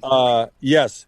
Amir didn't like me. So every time we went to a different country, the more not dangerous is, just the ones where you needed a little help. You needed somebody looking out for you. We would hire sort of bodyguard / handler, right? And in some cases we needed more, some less. London, we just ran around on our own. But yeah, Emir didn't like me. That was tough. He cut my fish for me every night. I ordered trout. It was the only thing on the menu I wanted, and he would debone it for me. So shout out to Emir. All right. So what? I mean, this is going to be a weird question. You see the reaction when you say that you're leaving ESPN. It was all positive. I don't think I've ever heard one person say Kenny Mayne sucks or Kenny Mayne this, like something bad about you. Give us something bad about you. Like if you had to self-scout yourself. Because it's crazy. You have, and it's testament to your career and working with people that everyone is like, I love Kenny Mayne. Because you don't see it often. You know what I mean? There's usually a few people like, oh, he was a jerk to me, going to get coffee, or, he yelled at me when I didn't get the right bagel. What would be the one thing that you could pick it out so that way we can get in front of it? I don't know. I'm not trying to come off like choir boy here, but I think I treat people pretty well, and that mattered more than if I did highlights well. You know what I mean? Like, my dad always taught me about, treat the janitor the same way you treat the VP, right? Like, they're all humans, and we all have different jobs, and the janitor's job may be more important than some of our jobs. Garbage man is as an important a job as there is out there, right? What if your garbage doesn't get picked up? Mm-hmm. So I just think I come from that ethic, and I don't know. I'm not very good at pronouncing some hockey names. That'd be my. There it is. Okay. See, that's good. You now no one can go looking for Kenny Mayne's weakness because it's like, here it is. But it is really it was a backwards way of me giving you a compliment that like I watched the reaction, and again, like being in this business, I hope someday that I elicit that same reaction from people where it's like, I worked with him and it was so much fun and it was always a blast and he's a great guy. Like I think that really does mean more than hours and hours of tape and being on TV. It's like the connections that you made. So kudos to you for that, because it really is incredible. Well, I had a bunch of good people who treated me well as well. You know what I mean? Like all these little steps along the way, like when I got picked to replace Olbermann when he left, and Dan was good to me and kind of made me feel comfortable. That could have been weird, but he handled it really well. And the times where I needed help, like if I'm going to interview some soccer player I've never heard of from the Czech Republic, I want help, like give me some questions. I've never heard of this person. If I'm talking to Aaron Rodgers, I'm not writing any questions, right? I don't think you guys wrote too many down. We just talk. And that's the thing I think sometimes gets missed on the interviews is like, just treat people like human beings. And I think the athletes appreciate that more when you don't exalt, put them in this lot. This weirds them out probably. Yeah. They just are taller or throw better or run better. Or, we appreciate what they do, but they're still just human beings who somehow made a team and made a career out of that. Yeah, right. I think a lot of times they're thankful to be talking to somebody that's not trying to like get them or anything. You're not trying to grab a quote out of them. And the more they gain your trust, the more you like them, they like you, then they'll be more willing to do stuff with you in the future. I think that's what we try to do with everybody that we have on the show over here is like we don't want somebody to leave our show being like those guys are dickheads and then have, a bad headline about them the next day in Sports Illustrated or something like that. Yeah, I'm fucking offended by everything that we've done here so far. But if you guys want to get to the cool questions. Yeah, so that said, give me some dirt. Give me a headline. You hate the most. That was my way of setting it up. Who's the biggest prick? Give me I'll tell you offline. I'll tell you offline. However, honestly, this is not joking. Are there some people who have, certain personalities that grate you one way? But all in all, like it's a cliche about we're a family, but it kind of is like that. There's a little team. Like the guys I just played golf with today, we work on these different shows, and it's fun just to be together in a different environment and clown around and make fun of each other, and just like regular people, right? So yeah. You mentioned a second ago, but when you got the call up to the big leagues, when Dan waved you over, was he telling you like, hey, just be yourself, do what you've done, or was there any pushback at all from ESPN1 to have you perform a certain way now that you're on the flagship show? Like, hey, what you did in the minors over at ESPN2, you got to tweak this and that for a bigger audience? Or was it just like they trusted you and they wanted Kenny to be Kenny? I don't know if they trust me now, actually. But no, I mean, I had done some sports centers. It wasn't like Channel 2 to Channel 1 like overnight. I had filled in during the summer. I think it was summer. Keith had left, and they rotated a bunch of us with Dan. I didn't do any politicking for that. I didn't mention that I wanted the job. It just kind of happened. They called me in one day. We've chosen you to be with Dan. And there you go. That was it. But they handled it like, I was landing on the moon or something. It wasn't, it was kind of cool. That's a big deal, that show at the time. And still is. But, particularly at that time when people didn't know the results, right? We were telling you for the first time ever, the Marlins have defeated the Cubs. No one knows that but us and people who live in, those two cities. So, yeah, I was definitely nervous early with it. Like, don't screw it up. But he made me comfortable and I just kept trying to improve, So you might not have an answer to this question, but I'm going to ask you anyway. Can we keep rolling? Keep rolling. Yep. Okay. This will be an interesting part of the. I'm going to go. Well, I have two last questions. Okay. One is, do you have any idea what you want to do next? Have you actually thought about it? Talked to people? Like, I'm sure, and people want to know. Obviously, where's Kenny Mayne going to be? Is there any leaning one way or the other of what you would like to do? First thing I'm doing after the last show, which is May 24th, is going to San Diego to Del Mar to team up with my daughter who just graduated from college. So those are the immediate plans. I think that's going to be a revenue loser out of the gate. I think we're going downhill. We're not really. What am I doing? I don't know. I've heard from more people. First, I should have said it when you brought it up. Like, I was floored by the reaction. Corey Kozak, my good friend, we were joking about. I was like, what if I put a tweet out that I'm leaving and like 9 people like it? That happens, right? You read a tweet you think is the greatest tweet ever, and everybody's like, whatever, dude. We're moving on. And the overwhelming reaction, I was blown away by it, like unexpected, and I was flattered and humbled and, whatever else I was supposed to be, but sincerely. And then immediately different companies that thought I wasn't horrible at what I do started, hey, you want to talk to us? Let's have a cup of coffee, or, nothing official. Basically, I'm looking at this like my period in my contract is May, this month that we're in, to free agency period, if you will. Right, I'm allowed to talk to other companies, so I'm just doing it in public. I'm doing my interview process in public and really taking people behind the scenes. This is a conversation that would take place with any company. I love it. And if all else fails, you still have, a 72-mile-an-hour fastball? And the greeting cards and the tops.com thing. I was going to say, with an arm like that, the Jacksonville Jaguars could probably try you out at tight end. I'd want to. I sent Gruden a text and said, I'll be your like scout team quarterback. He'd probably do it. Yeah, he probably would. He loves quarterbacks. I think I could run scout team. It ain't that hard. They give you a chart. They're not gonna hit you. All you gotta do is throw a 20-yard out or whatever. Yeah, you just have to be better than Nathan Peterman. Yeah, I think this has been a pleasure, but I don't want to stiff the next guy that I promised I would do something with. Go. Give us a winner though for Saturday. Can I text you that later? Because I haven't even looked at the form, but it's not going to be the Derby winner. Okay, there you go. Then that's fine. Breaking news. Just take the rest of the field. Kenny Mayne, we are big fans of yours, and we appreciate your time, and thank you so much. Thanks for having me. Be well. Kenny Mayne is brought to you by our great friends at Shady Rays. I'm wearing my Shady Rays right now. Spring weather and longer days are here to stay, which is why you need the official shades of Pardon My Take. Shady Rays. Whether you're one of the thousands who rock their shades daily or you're new to the brand, you do not want to miss this epic deal. They're kicking off the spring season with a holiday-level deal for PMT listeners. Go to ShadyRays.com, use code PMT35 for 35% off your entire order.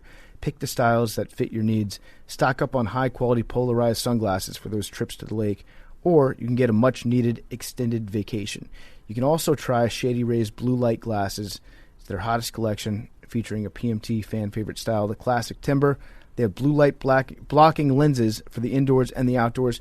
Best part about Shady Rays, in my opinion, their warranty. Not only are they great sunglasses, but if you lose them, if you break them, they're going to replace them at no cost to you. One of the best warranties in all of eyewear. You're going to lose sunglasses this summer. You might as well buy a nice pair of Shady Rays. They'll send you a pair if you break them. If they're lost or broken for any reason, they will replace them with a brand new pair. It's almost like they never left your face. Now's the best time to do it. Head over to ShadyRays.com right now. Use promo code PMT35. Get 35% off your entire order when you shop with code PMT35. You can grab a pair of polarized shades for as low as $31, redeemable only at ShadyRays.com.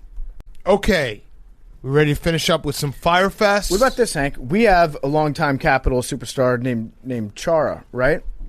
We have a longtime Boston superstar named Pasta. Why don't we do some sort of Olive Garden trip? Oh, now we're talking.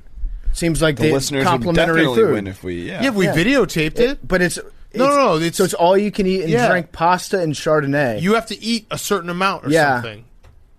You have to eat so much. You have to eat until you throw up. Until you throw up. You have to eat or And drink until you throw we'll up. Put it on the YouTube. We'll go live on the YouTube. On Olive Garden. All right. Or should we do Olive Garden? Just have it ordered here. Just pasta after pasta ordered to the We can office. do that too. Yeah. All right. Yeah. So Olive Garden until you throw up. You have to eat pasta until you throw up. Okay. You can't put your finger down your throat. And drink Chardonnay. And drink Chardonnay. Bet. Okay. That's a great bet. Is it That's a a bet, bet that the listeners on dogs. will do a On live dogs, let's stream. go. We'll hang out. We'll enjoy. We'll interact. And one of you will puke. Subscribe to the YouTube page. Subscribe to the YouTube page. That's great. Are we're gonna stream it live? Yeah, I think that's the point. We'll maybe play some Mario Party or something. Yeah, there has to be a secondary. I don't think. Yeah, no, we'll do something. We'll think of something else. As We'll play sexy video as games. Hank looks when he's sucking Correct. down some ziti. Well, I'm not going to lose. No, we could do, or we could watch a lot. Watch a game. We could watch hockey a game, hockey yeah. game, like and just pound some pasta with the boys. I like that. Fucking love it. All right, Fyre Fest of the week, Hank. I actually don't have one this week, guys. Oh, Really? Yeah. Why not? It's just a great week. My stocks are great. Bitcoin's great. Have you Home's great. your Work's great. relationship with everyone in this room is okay? Yeah, it's awesome. There's not anyone that you've been icing out No. to make him feel a little bit worse, and he's starting to get self-conscious. I don't know what you're talking about, Big I'm Cat. talking about the fact that you refuse to talk to Jake, and he keeps We talk to asking Jake me- every day? and No, he we keeps didn't. asking What do you mean me, we is talk? Hank, Who's is Hank we? really mad at me? Jake and I talk every day. We just did stool streams. We were in the booth together. It was great. It was a good broadcast. It was Great broadcast. near. I'm trying to do my Fyre Fest. But no, it's been a great week. It's been a great week. You guys are like Mike and Mike at the end right now. You only communicate when you're on camera. Next Thursday, PFT challenged me and Jake challenged me. Big Cat's going to be in the booth, so I'm going to get my redemption. Stool stream Thursday, 2:00. I did this for you, Hank. I did this for you, Hank, because I want you to have another chance. I want you to get back on that horse. I can't bear looking at you like this. It's the regular season. I'm not going to over celebrate and showboat just because you don't see the Lakers celebrating like they won the championship in a regular season game. That's just not how I operate personally. Other people can choose to do that if they wish. That's not how I roll. I'm focused down doesn't mean a thing if you don't get the ring. Tournament's coming this summer. I'm just focused for that. What tournament is this? It's SummerSlam Spectacular. Really? Yeah. The SS? In July. In the Triple S. Oh, okay. So how many S's is that? Cinco S. 5 S's. S cubed times 2. No. S cubed plus 2. Maybe. I don't know what S cubed As soon as you is. start doing cubed, I'm like, I don't know. So you and Jake are good. We're great. Jake? Never been better. Do you feel like you're good? I don't know at this point. Yeah, I know. I feel bad for you. I want it to be good. I know you do. I mean, you Like, did I a really great do. job It's promoting been the bad. shirt of yourself beating Hank for the team. Yeah. That For was the just podcast. No, that because was people good. wanted it. I'm saying you Yeah, did a no, great job people doing do that. want Hank it. didn't It's do like that. the PMT account on Instagram said swipe up to emasculate Hank, and then I reposted, but I covered up the emasculated Hank, and I just said swipe up to buy a shirt. So I can't have that language nice. on my. Yeah. I feel bad. Like, Yeah. but I don't know. He feels bad that he's making you feel so bad for. Do you have a Getting Fyre your ass Fest, kicked. Jake? You want to go next? Is it that Yeah. Hank You should've and gone your first, relationship or is No, I Completely think and hope broken? we're good. I don't know at this point, but how much time have you spent this week thinking about it? way too much. I know. You guys see it. Like, I it's know. not a secret. You asked me all It's the ruined time. my week, if I I'm know. being honest. I know. That's why I think Hank has got to. We got to bridge this. I had a great week. Like I said, I didn't even have a Fyre Fest this week. Yeah, you've been wonderful. I think Everyone's been so nice it to was me at work. intended It's for Hank crazy. to be humiliated, but now the tables have kind of turned, and he's having a good week, and I'm not. Right. Because you're thinking about Well, the I'm human joking side because of it. every single person in this office, it's one of those things where it's like you really find out how people feel about you because once you take a loss, everyone's fucking showboating and laughing in my face. It's the only thing people talk about, but that's all right. Well, with Jake, I remember everything. Jake's entire point about his week being so bad is because that should make you feel way worse that his week has been awful because he beat you so badly. He beat me by No, like it 2 was points. not. Yeah, it was a close match. I mean, you're the best in the office. You're the best one here. All right, emotions Hank, happen. when you said that you were at the doctor earlier this week, were you actually at HR? No, I was the doctor. I was getting my 3rd vaccine shot. Okay. Oh, nice. All right, Hank, I'm good if Better you're safe good. than sorry. Yeah, I'm Yeah. great. Like I said, I'm triple All right, so what's your vaxxed. Fyre I'm Fest? triple Yeah. vaxxed up. Nothing could go wrong. My foot's been falling asleep way too often this week, and it hurts. Also, I had a broken foot. We talked about it on Fyre Fest last week. With Jake, this is Jake's Fyre Fest. Yeah. I'm not going to say something like He's that. not I even don't making do eye that. contact with Hank. No, we're good. Great. We're good.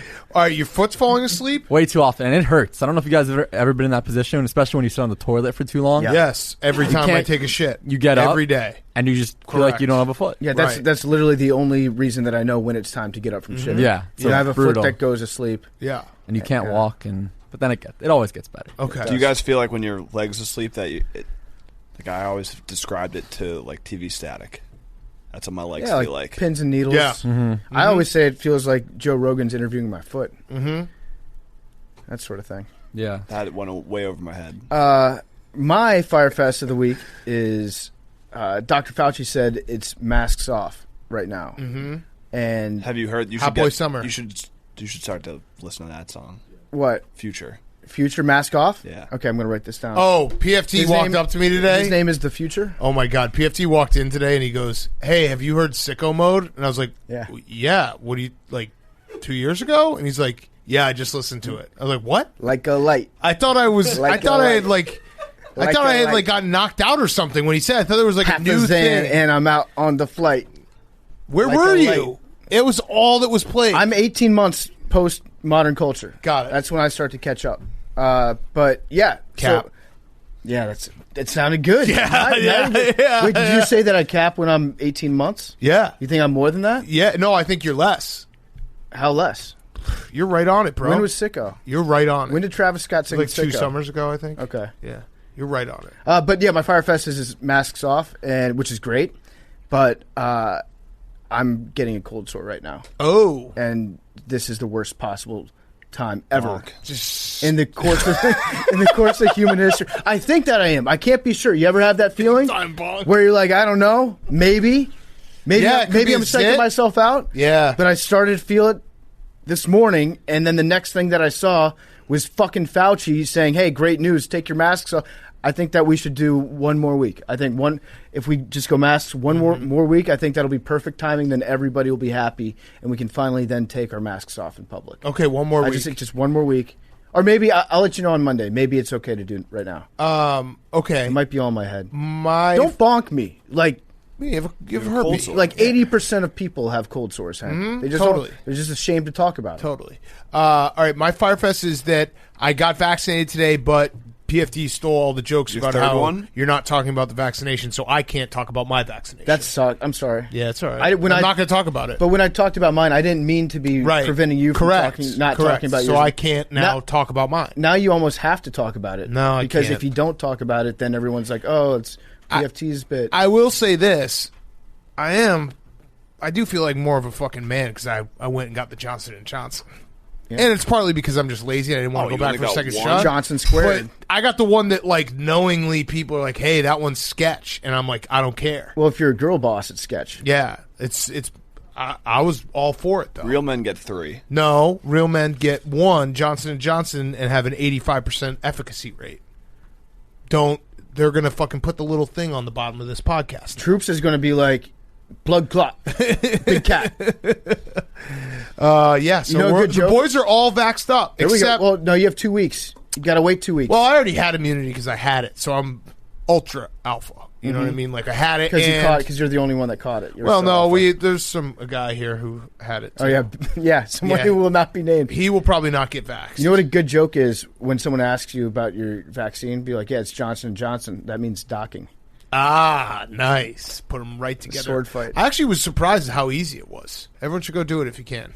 Not to get political. Getting a shot. Yeah, Big Cat, don't get Not political. to get political on your asses. But it was crazy. They had it really set up. I thought it would have been funny if we all got our second shots or our first shots at the exact same time, and then we recorded part of my take where we were all just very sick. Where we just mouth kissed? Well, no, we were just like violently. I didn't ill get sick after my second or third one, so true Nice. alpha. Really? That's big time. Damn, Hank. I'm feeling good right now. I'm not, it's been about 12. Oh, Jake just gave me a look. Hank is the strongest in this office. Just wait. Did you feel sick, Jake? Oh, yeah. Yeah. Oh, yeah. That's right. Yeah, oh, yeah. That's right. Liam, did you get vaccinated? Yes. So the whole squad's vaccinated.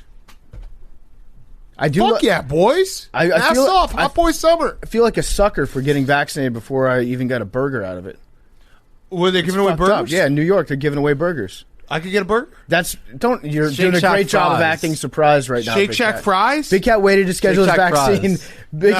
Big Cat was the one target in the audience of Bill de Blasio's press I actually conference. saw it. Yeah. The DJs That's did. You interesting. can get like a VIP card to there. Really? Like with a if you got like vaxxed there. Do I have to take it? You have to eat a burger. That's a way to not get vaxxed. Yeah. Yeah, well, it's Shake Shack, so Also, shout out Little Sass because he said that when people tweet him saying, I can't believe what the Pardon My Take guys said about you, he immediately listens to the show. Oh, really? So everyone tweeted Little Sass like, I can't believe what the Pardon My Take guys said about you, and that's one more listener. I like that. Yeah, he's that vain. So we're just going to do that every show Easy. now. Give him a fake timestamp, too. Yeah, Give him a give him- timestamp to, what was the worst part of the show today? Probably talking Probably when about... we tried to figure out the strength of yeah, schedules. yeah, that or Melinda Gates' clitoris. Yeah, there's some real hot topics. Trying to Google the strength of schedules, 18. all three of us Give me at the number same 8. time. 99. The only side effect I got is it 78. made my cock a lot bigger. Oh, man, that's unfortunate. 8. Oh, there we go. Did you do it? Woo! Oh, let's go. Oh, said 8? yeah, That's awesome. yeah, That also means you have to follow someone on Instagram. I do. Whoa, Have fun with that. whoa. I have Love you guys. What, Hank? This has gone over my head for. All right, so don't stop recording. I have notes. I have Yeah. facts, too. You, guys can You, go first. PFT, and I have a bet. We have to follow someone on Instagram. On the side text thread that we have, where we talk shit about everybody person else who on the gets show. it right. Yeah. All right, we're back. Yeah. Bonk. Yeah, you're getting bonked big time for your follow. We've got cows can sleep standing up. This is an inside joke for 3 of us in the room and Yeah, none no of the clue. listeners. Cows can sleep standing up, but they can only dream laying down. And when you hit the space bar on your computer, 600,000 people around the world are doing it at the same exact time. Ooh. That's a lot of good facts. Wait. Thank you, Jake. Just did it. Love you guys. 600,000 Wait, 1, people. 2, 3. Wow. 599,998 because you guys are 2. Wow. We're taking it up. Yeah. Love you guys. Hank, maybe part of our bet can be if I win the bet, you have to take care of my Instagram responsibility. Maybe.